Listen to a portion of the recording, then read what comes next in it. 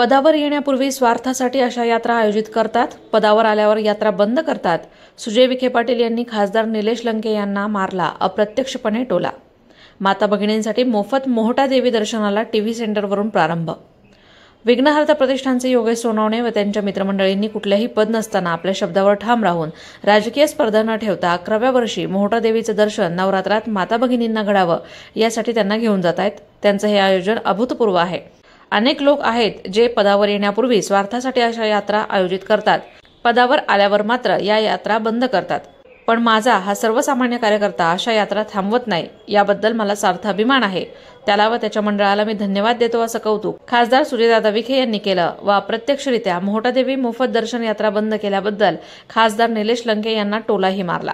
सावेडीतील TV centre येथील विघ्नहर्ता प्रतिष्ठानचे संस्थापक योगेश भाऊ सोनवणे पाटील हे अनेक सामाजिक व धार्मिक कार्यक्रम राबवित असतात. गेली 10 वर्ष ते परिसरातील महिलांना मोहटादेवी दर्शन घडवत आहेत. त्यांच्या या 11व्या वर्षीच्या दर्शनाचा शुभारंभ माजी खासदार सुजय विखे यांच्या हस्ते आज करण्यात आला. यावेळी ते बोलत होते. यावेळी धनंजय जाधव, अनिल भाऊ बुरुडे, नितीन शेलार, महेश गुगळे, हर्षल बोरा आदींसह मोठ्या संख्येने महिला व कार्यकर्ते, मंडळाचे पदाधिकारी उपस्थित होते. रोज माता भगिनींना दर्शन घडवणार असून या यात्रेसाठी कार्यकर्ते परिश्रम घेत आहेत. प्रतिनिधी दीपक कासवा, अहिल्यानगर. 52 सणानिमित्त माझे जुने सहकारी मित्र योगेश आणि त्यांच्या सर्व सहकार्याने विघ्नहर्ता प्रतिष्ठानच्या वतीने 11व्या वर्षी देखील जे क्षेत्र मोठा आघाडी तालुका या ठिकाणी आमच्या माता भगिनींना दर्शनाची व्यवस्था करून दिलेली आहे.